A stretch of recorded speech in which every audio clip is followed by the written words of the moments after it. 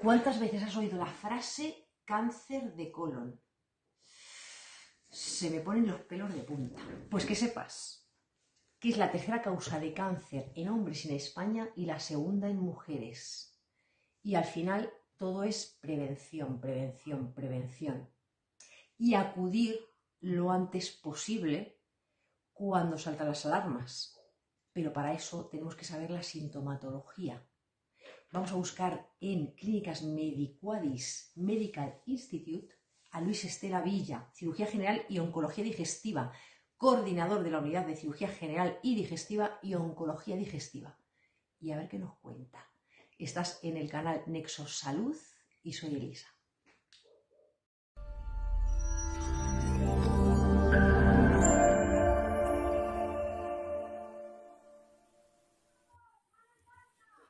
Hola Luis, ¿qué tal? ¿Cómo estás? Encantada de tenerte en este espacio de salud y poder compartir este ratito donde te vamos a hacer unas cuantas preguntas sobre un tema que tú dominas.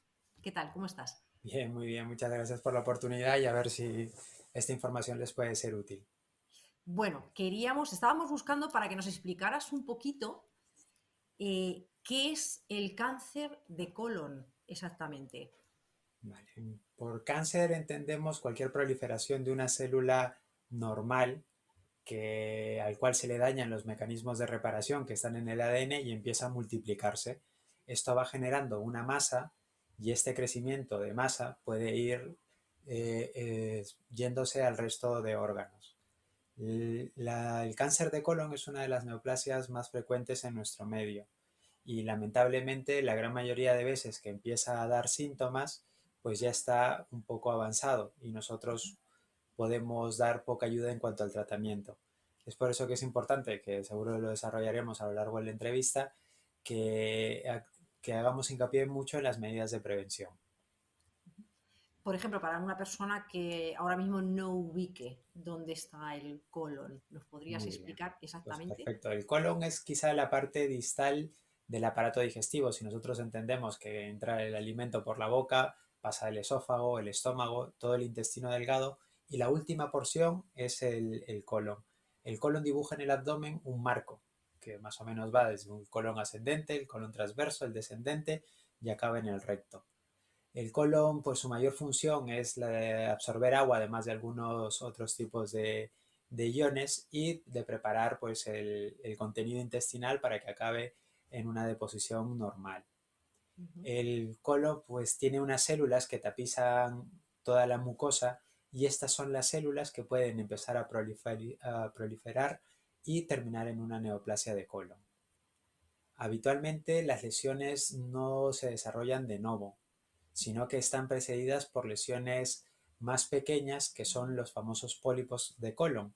Los pólipos de colon terminan degenerando habitualmente en una neoplasia. ¿Y qué tipos se podría decir que hay varios tipos de Hay, cáncer hay diferente diferentes de tipos de colon? neoplasias que pueden afectar al colon, porque en el colon no solo tenemos células de la mucosa, también tenemos células musculares, células del peritoneo y demás, además de vasos linfáticos, vasos sanguíneos como todos. Pero el tipo predominante de cáncer de colon es el adenocarcinoma, ¿vale? Que son las células que están en la mucosa de las glándulas del colon. El cáncer como tal, aunque parezca una pregunta un poco tonta, pero ¿un tumor es lo mismo que un cáncer? O sea, ¿el cáncer es maligno y benigno? ¿O el tumor es maligno y No. benigno? Por cáncer debemos entender cualquier tumor maligno. Vamos, es una definición grosera, pero es una forma de Ujú. poder aproximarla. Las neoplasias son cualquier lesión nueva, como dicen, neoplasia. Es una lesión nueva que puede tener dos vertientes, ser de un origen benigno o maligno. Las lesiones benignas tienen una característica que suelen tener un crecimiento que es lento, que no suele ser agresivo y sobre todo que suele limitarse en cuanto al tamaño. En cambio, las neoplasias malignas tienen un daño, las células que empiezan a proliferar en el ADN, que lo que hacen es que empiecen a reproducirse de forma masiva. Nosotros todo el tiempo estamos produciendo nuevas células en el colon, solo que nosotros no las vemos porque salen a través de la deposición. Entonces, ese recambio que existe de células en nuestro aparato digestivo, puede tener una falla en los mecanismos de reparación y hacer que esa célula empiece a reproducirse de forma masiva y generar una neoplasia, es decir, una masa tumoral de origen maligno. Al reproducirse constantemente, lo que hace inicialmente es no causar síntomas, pero cuando va haciéndose más grande puede provocar síntomas, porque son lesiones bastante vascularizadas, que tienen mucho crecimiento y que además de eso pueden migrar a través del sistema linfático o el sistema circulatorio a otras partes del cuerpo y generar las famosas metástasis. Ujú. Entonces, por ejemplo, ¿qué tipo de sintomatología debería yo de cuidar o por qué tipo de síntomas me debería de alarmar para acudir a una consulta médica? Hombre, lamentablemente la gran mayoría de cánceres que dan síntomas suelen darlos en etapas avanzadas. Es por eso que es importante actuar en las fases de prevención y el cribado de las enfermedades neoplásicas, que ya luego seguro desarrollaremos. Pero cuando un cáncer se vuelve sintomático, quizá una de las cosas que vemos con mayor frecuencia en la consulta es que los pacientes acuden o por alteración del tránsito intestinal, que quiere decir o aumento de las deposiciones, o que las heces tengan episodios de estreñimiento, o que la conformación de las heces sea diferentes. Además de eso, también puede haber sangrado con las deposiciones, que es lo que nosotros llamamos rectorragia. Luego pueden haber otros síntomas más inespecíficos, como el dolor abdominal, las náuseas, los vómitos, pero hay que tener también hincapié en otros síntomas que ya nos hablan de una enfermedad que está un poco más manifiestas, como son la fatiga, que a veces es la repercusión de la anemia, o la pérdida de peso de forma sin previas dietas ni estar en un régimen constante para intentar hacerlo.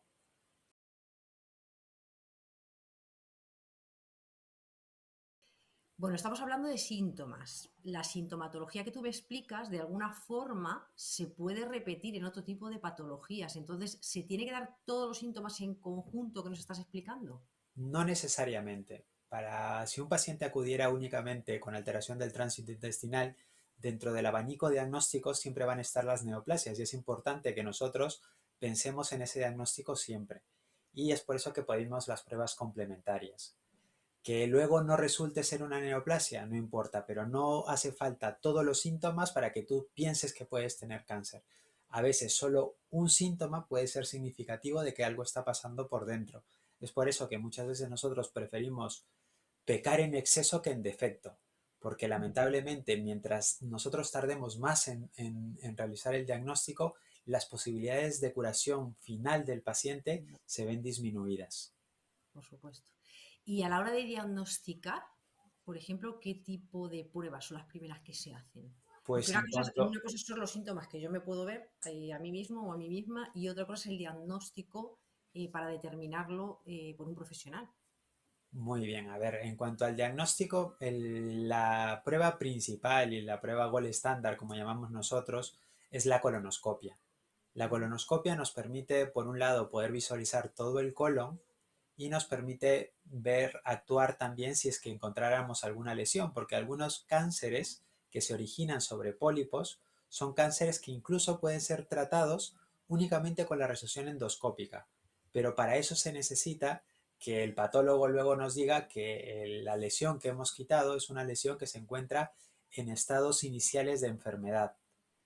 Entonces, la colonoscopia es la primera prueba que nosotros indicamos porque nos da esa visión. Uno, podemos ver todo el colon y dos, podemos actuar si encontráramos alguna lesión, tanto sea para biopsiarla como para quitarla, que son dos cosas totalmente diferentes. Además de eso, hay otras pruebas que se pueden utilizar para el seguimiento, porque lamentablemente, pues aunque los tiempos han cambiado, la colonoscopia siempre ha habido un poco de temor de cara a los pacientes a poder asumirla, porque es la preparación, el mismo acto, pues es un acto que a veces hay que estar sedados y que por pudor y demás, pues a veces la gente rehúye a ella. Pero se Ujú. pueden hacer otras pruebas. Una de esas es la detección de sangre oculta en heces. Lamentablemente es una prueba para la cual nosotros necesitamos tener muestras de deposiciones, pero incluso el paciente lo puede hacer tranquilamente en la comodidad de casa y ver los resultados luego. Lamentablemente, si el resultado es positivo, nos obliga a nosotros a pedir y completar el estudio con una colonoscopia. Además de eso, existen también las colonoscopias virtuales, que son las colonoscopias que se hacen a través de una tomografía computarizada. Estas colonoscopias pueden ver lesiones pequeñas a nivel de la mucosa, pero lamentablemente no nos permite, al igual que la colonoscopia, actuar sobre ellas. Es decir, que si evidenciáramos pólipos, tendríamos que llevar al paciente a una colonoscopia. Hoy, con la seguridad con la que han aumentado las sedaciones en los hospitales y demás, creemos que el gol estándar para el diagnóstico debe ser la colonoscopia. Y creemos también que todos los pacientes que tienen antecedentes familiares y cualquier adulto a partir de los 50 años debería tener una colonoscopia hecha como inicio del screening. Y ya dependiendo de los hallazgos que encontremos en las pruebas, veremos si tenemos que continuar o no realizando más seguimientos o algún otro tipo de prueba. Porque una vez que nosotros hacemos el diagnóstico de un cáncer, tenemos que completar una serie de pruebas adicionales para nosotros saber clínicamente en qué estadio estaríamos de la enfermedad y en base a eso planificar el tratamiento. Según te veo yo explicando, ahora mismo lo que es una colonoscopia comparada con una prueba de sangre oculta en heces, la verdad es que es muy descompensada esas dos pruebas, como dos opciones que tú das. Realmente la colonoscopia se ven muchas cosas, pero una sangre oculta en heces, ¿qué es lo que se analiza ahí? Exactamente como hablábamos sobre los síntomas que pueden producir los cánceres. Los tumores en el colon pueden producir sangrados, pero son sangrados que no son evidentes al ojo, sino que van mezclados en las heces. Y es recién cuando sangras abundantemente cuando sabemos que tienes una lesión, pero es lo que le dije. Imaginaros que esto es como una naranja. La naranja crece y al crecer necesita irrigación, porque sin irrigación las células no crecen. Entonces los tumores son masas que están muy vascularizadas y lo que hacen es perder sangre constantemente. Inicialmente es una sangre que es muy microscópica y que solo la podemos ver con este tipo de pruebas. ¿Cuál es la diferencia? Básicamente que es cómo poder llegar a la población. Yo te aseguro que si le decimos a 1000 personas que se tienen que hacer una colonoscopia a los 50 años, probablemente ni el 50% quiera hacérsela, Claro. ¿vale? Pero a lo mejor si les proponemos un test oculto de sangre en heces, que es más fácil, no necesita preparación, te quitas de los temores, pues podemos encontrar un gran número de pacientes que sí necesitan una colonoscopia, ¿vale? Entonces, cuando hablamos de forma general en la población, cuando se comenzaron los programas de screening en España, lo que primero que se realizaba en los centros de salud es el test oculto de sangre en heces. Esto, aunque no creas, hizo que descubriéramos muchísimos pacientes en estadios iniciales de la enfermedad, cosa que a futuro repercute en todo el sistema porque dejamos de tener muertes que eran totalmente prevenibles y sobre todo que si detectamos cánceres los detectamos en etapas tempranas de la enfermedad que pueden asegurar hasta un 90% de curación. Cuando te oigo hablar de la vascularización dentro de un tumor, yo tenía el concepto de que cuando tienes un tumor es como una pelota que está apretada, donde realmente lo que es difícil es que llegue el oxígeno a través del riego sanguíneo. No, al Y contrario, al al contrario. contrario. En el cuerpo, para que cualquier cosa crezca, necesita sangre, porque es a través de donde llegan los nutrientes y los oxígenos, y el oxígeno, perdón, y es lo que permite que lleguen los nutrientes para reproducirse. Cuando una célula que ha perdido sus mecanismos de reparación empieza a proliferar, necesita sangre, nutrientes y demás. Y eso es lo que hace una neoplasia cuando está en estadios avanzados. ¿Por qué pone malos a los pacientes? Porque la enfermedad nos consume.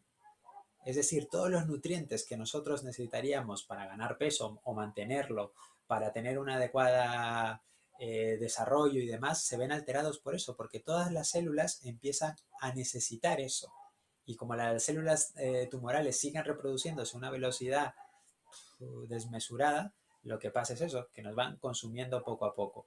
Pero lamentablemente esto suele pasar, como lo vuelvo a decir, en las etapas finales de la enfermedad, que es cuando ya los pacientes, pues lamentablemente, son menos recuperables o a pesar de que nosotros tengamos muchas opciones de tratamiento, puedan volver a recaer o a tener enfermedad a distancia en un futuro. Y por ejemplo, yo tenía entendido, a lo mejor es una equivocación, que las células cancerígenas viven en estado de hipoxia, les falta oxígeno. Si llega ese riego, No, o sea, Llega el oxígeno también, ¿no? claro, las células tumorales lo que pasa es que son unas supervivientes, digámosle así. Ujú. Es decir, que necesitan poco para mucho. Entonces, pues lo que pasa es eso, pero son habitualmente todas las lesiones tumorales están muy vascularizadas y es más, el problema es que tienen tal recambio y tal tasa de recambio que las masas tumorales habitualmente pueden tener centros necróticos, es decir, que crecen a tal velocidad que les da igual, pueden tener el centro que va necrosándose porque necesita tanto, tanto, tanto, tanto, tanto, que al final pues es una célula que sobrevive con muy poca con muy poco aporte, digámoslo así. De oxígeno. ¿Y qué tipo de tratamiento se aplicaría en este tipo de enfermedad, dependiendo del el estadio en el que Lo más encuentres? importante hoy en día y algo que ha aumentado los niveles de supervivencia es que donde tú vayas a tratarte del cáncer estés en un medio donde hay un equipo multidisciplinar. Es decir, donde haya cirujanos, oncólogos, digestivos, radiólogos, radioterapeutas y todo el demás añadido, psicólogos, nutricionistas, buenos endocrinos y buen soporte tanto en los compañeros de unidades de cuidados intensivos y demás. ¿Por qué? Porque lamentablemente ni los cirujanos ni los oncólogos podemos tratar solos esta enfermedad. Cuando un paciente tiene un diagnóstico de cáncer de colon, lo primero que tenemos que hacer es completar el estudio. ¿Completar el estudio para qué?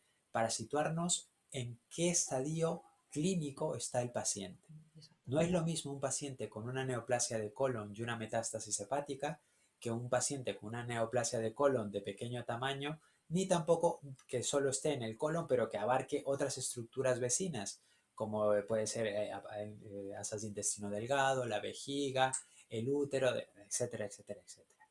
Una vez que nosotros tenemos un estadio clínico, lo comentamos con todos los compañeros en las sesiones multidisciplinares y decidimos qué tipo de tratamiento es el que beneficiaría al paciente. Si hablamos de estadios iniciales, la cirugía puede asegurar un ser un tratamiento efectivo en más o menos el 80-90% de pacientes, sin contar que luego de una cirugía por cualquier cáncer de colon, luego tendrás que tener un seguimiento exhaustivo, porque no solo pueden aparecer las lesiones en el momento del diagnóstico, sino que también a futuro. ¿Podríamos hablar de cura completa, cura parcial, que se vuelva a repetir? Podríamos hablar de cura completa, sí. Sí, sí, claro que sí. Cuando nosotros tenemos pacientes estadio 1, pues estos pacientes con una cirugía, un seguimiento adecuado, pues tenemos pacientes que a los 10 años no tienen enfermedad y en teoría las guías clínicas dicen que a partir de los 10 años pues ya no haría falta seguirles. Ujú. Entonces pues estaríamos hablando de pacientes que están totalmente curados. Que a los 20 años le aparece una nueva lesión, pues sí, puede ser, porque la gran mayoría de neoplasias de colon son neoplasias que aparecen de forma esporádica. El 80% de neoplasias aparecen porque aparecen. Hay diversos factores, el tabaco, los hábitos nutricionales, el sobrepeso, la vida sedentaria y demás, que van a favorecer a que nosotros podamos desarrollar neoplasias de colon. Pero si todo va bien y tú sigues un control adecuado, pues sí, claro que podríamos hablar de curación de la enfermedad. Ujú. En cuanto a la parte de cirugía, ¿hay diferentes cirugías que se pueden hacer? La cirugía oncológica del cáncer de colon es una cirugía que ha ido en bastante evolución. Claro, hemos pasado de la cirugía abierta a la cirugía laparoscópica, actualmente a la cirugía robótica, a muchos procedimientos que podemos hacer también por vía endoscópica o de forma híbrida. Claro, cada una tiene sus ventajas. No porque ahora estemos en un momento del boom de la cirugía mínimamente invasiva, de la cirugía laparoscópica o la cirugía robótica, la cirugía abierta ha dejado de tener su campo, ¿no? La cirugía abierta sigue siendo en muchos estadios de la enfermedad el abordaje estándar, Ujú. ¿vale? Obviamente nosotros como grupo siempre intentamos ofrecerle al paciente la cirugía mínimamente invasiva, porque tiene sus beneficios en la recuperación posoperatoria, en la menor estancia hospitalaria y en que el paciente pueda reincorporarse a su actividad normal antes de tiempo. Pero lo que te digo, tanto la cirugía abierta o mínimamente invasiva, hablando de laparoscópica o robótica, tienen que tener el mismo objetivo, que es realizar una cirugía oncológica adecuada, que consiste en quitar el tumor y toda la grasa circundante del colon, que es donde se depositan los ganglios, porque nos va a permitir quitar ganglios que pueden estar afectados, o también nos puede ayudar a que nosotros podamos precisar mejor el estadio de la enfermedad, porque una cosa es el estadio clínico que nosotros hacemos antes de operar al paciente, es decir, vemos si en el escáner tiene metástasis o ganglios sospechosos, y otra cosa es lo que nos va a decir el patólogo luego de la cirugía. Luego de la cirugía el patólogo nos va a decir, se trata de un tumor con nombre, apellido y qué características tiene. Puede tener características propias del tumor que solo viéndola al microscopio nosotros podemos decir, uy, este tumor es muy agresivo, así que necesitamos que el oncólogo nos ayude dándole quimioterapia. O podemos decir, uy, este tumor es un tumor que tiene un comportamiento aceptable, quitado la pieza, lo único que tenemos que hacer es seguimiento. Es por eso que la cirugía en el cáncer de colon tiene que cumplir siempre los criterios que están escritas en las guías de la cirugía oncológica. Es quitar la pieza con adecuados márgenes, asegurar que macroscópicamente no hemos dejado tumor y quitar toda la parte de la grasa circundante para poder extraer la mayor cantidad de ganglios necesarias. Obviamente, en estadios avanzados de la enfermedad, la cirugía puede cambiar y podría ser necesario resecar otras partes de las asas intestinales que estén afectadas. Si hay que extirpar el colon, por ejemplo, completo, ¿qué hago? ¿Qué hace mi cuerpo sin colon? ¿Qué hace tu cuerpo sin colon? Pues se adapta, como todo. El colon, su mayor función, como lo hablábamos antes, es quitar el agua. Es reabsorber el agua de todos los líquidos intestinales que tenemos. Obviamente, como les dije, tenemos, digamos, 4 zonas en el colon ascendente, el colon transverso, el colon descendente y el colon sigmoide, que es lo más cercano hacia el recto. ¿Vale? Cuando nosotros tenemos tumores en el lado derecho, resecamos una parte del colon y habitualmente en los primeros días posoperatorios lo que tiene el paciente es a lo mejor una mayor sensación de tener deposiciones un poco más líquidas, pero esto a lo largo del tiempo se va adaptando. Cuando nosotros quitamos todo el colon porque un paciente tiene 2 o 3 lesiones neoplásicas que nos obliga a quitar todo el colon y dejar solo la parte distal, sí puede tener repercusiones funcionales en la vida del paciente. ¿Por qué? Porque por más que el intestino delgado, que es todo lo que queda, quiera adaptarse, no llega a tener la suficiente absorción de agua y a veces los pacientes se pueden quedar realizando 2 o 3 deposiciones al día. Hombre, muy bien tolerado, cosa que es bueno, pero lo que tenemos que asegurar también son los resultados a largo plazo. Siempre los cirujanos, a veces pecamos de optimista, pero es importante que el paciente sepa que cualquier cirugía que nosotros hagamos en la tripa puede tener repercusión a lo largo del tiempo en su vida. ¿Cuánto puede durar? Bueno, me imagino que la duración de una intervención quirúrgica depende mucho de lo que está pasando dentro del organismo, pero no sé si son cirugías muy largas, más o menos complicadas. ¿Qué nos puedes explicar un poco de la parte esta de la cirugía? Por más que es muy frecuente, ¿no? Que tú vas, le preguntas al vecino y el vecino dijo, me operaron del colon, en 5 días estaba en casa y todo fue fenomenal. Nosotros tenemos un lema en cirugía y es que en cirugía nunca hay enemigo pequeño. Entonces, cualquier cirugía no está exenta de complicaciones. Obviamente, cuando nosotros salimos de quirófano, tratamos de salir con la mayor sensación de seguridad, es decir, que no haya nada que se nos pueda pasar para tener una complicación inmediata. Pero lamentablemente las complicaciones en cirugía existen. Por suerte pasan muy pocas veces.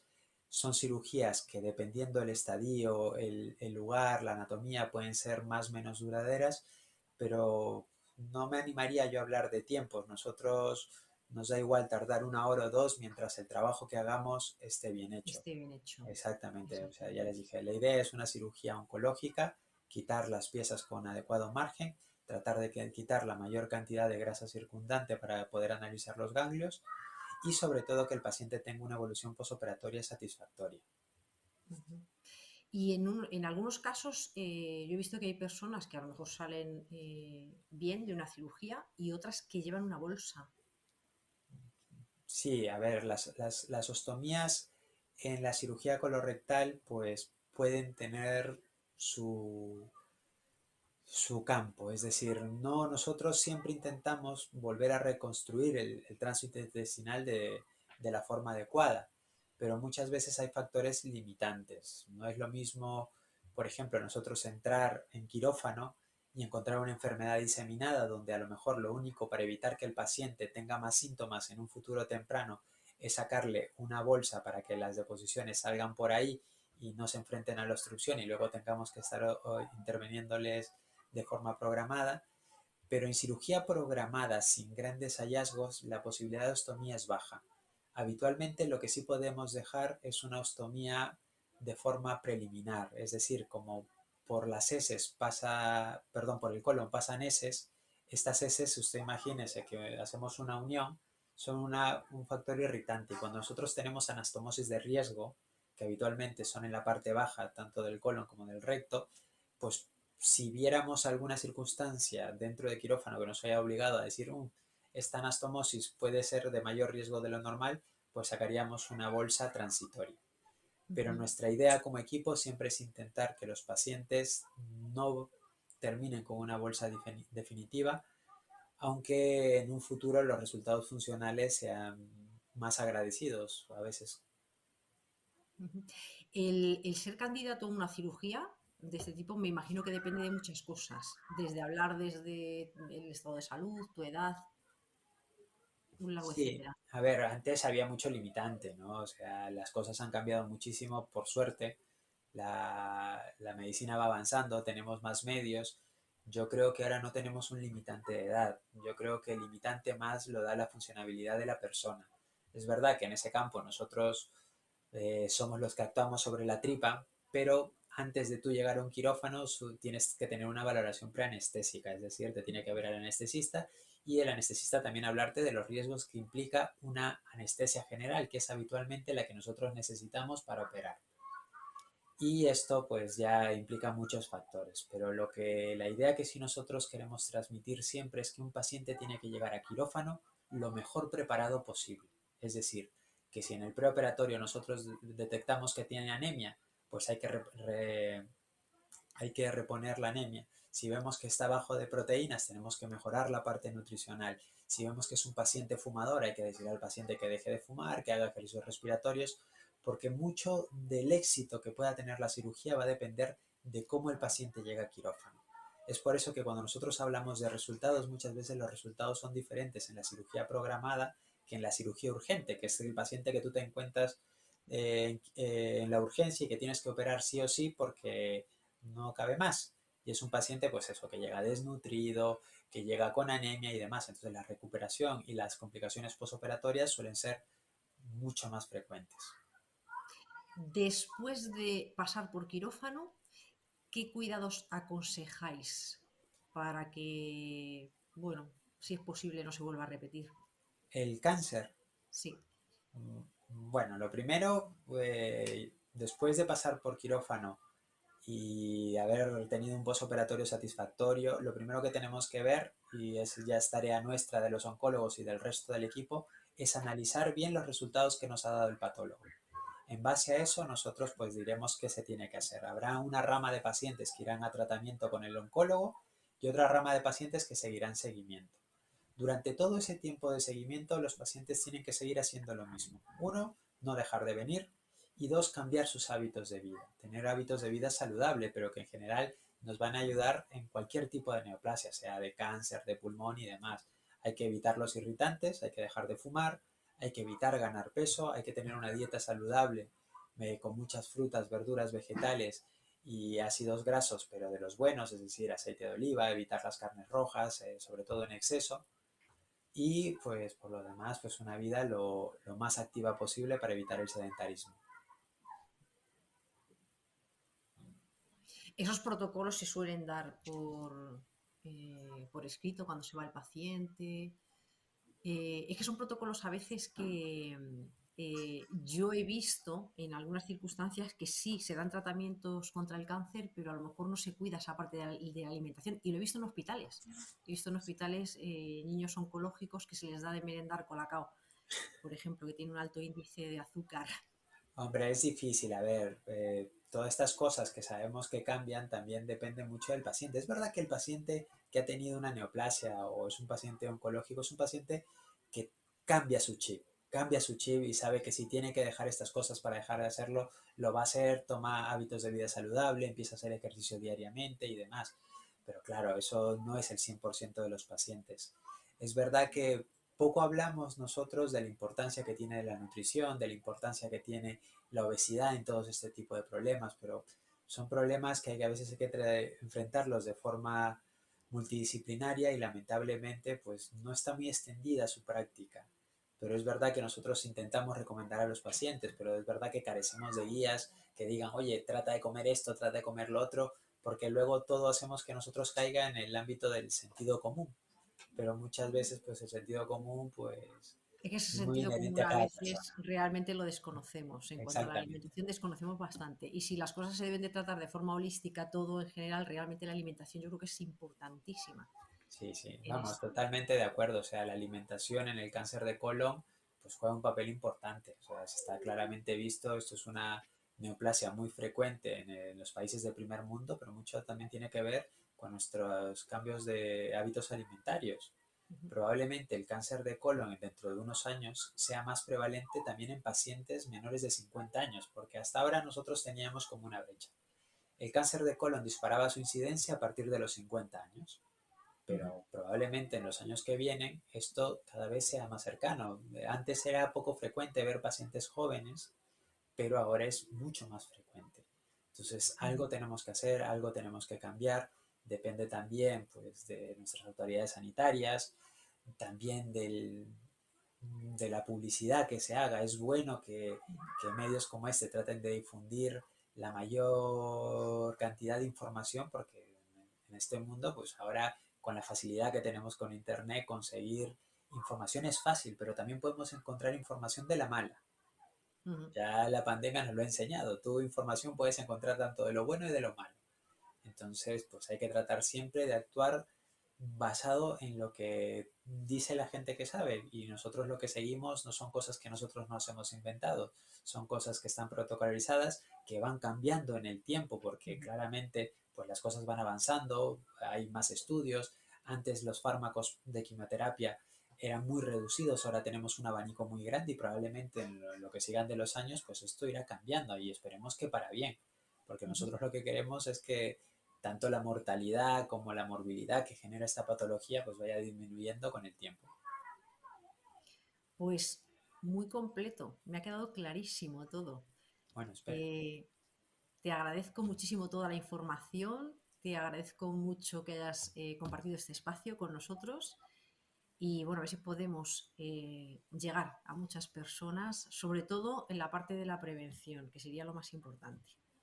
Sí, yo creo que si algo es importante para cualquier patología de tipo neoplásica es la prevención. Es sobre lo que debemos tratar de dar la mayor información a la gente, porque, como te dije al inicio, el 80% de las neoplasias de colon son de forma esporádica, es decir, no Ujú. necesitas tener ningún antecedente. Entonces, esto está escrito a partir de los 50 años, la población en general tiene que comenzar el screening y si tienes familiares de primer grado a partir de los 40. No dudes, ve al médico que quieras, a tu médico de cabecera, a los médicos especialistas, pero la idea es que no dejemos de lado el screening, porque no es lo mismo tratar una enfermedad avanzada que una enfermedad precoz. Y esto no es echarlo a suertes, pero si nosotros detectamos un cáncer en estadio precoz, Se vamos a puede tener hacerlo. un 90% de pacientes que pueden ser totalmente recuperables y evitar una mortalidad que es totalmente prevenible. Ujú. Así que esperemos que esto ayude a que la gente tome un poco más de conciencia y nosotros podamos estar al alcance de vosotros para poder ayudarlos en los que queráis. Pues muchas gracias por la información muy completa. Encantada de haber compartido este espacio contigo. Muy bien, pues muchas gracias. Hasta luego.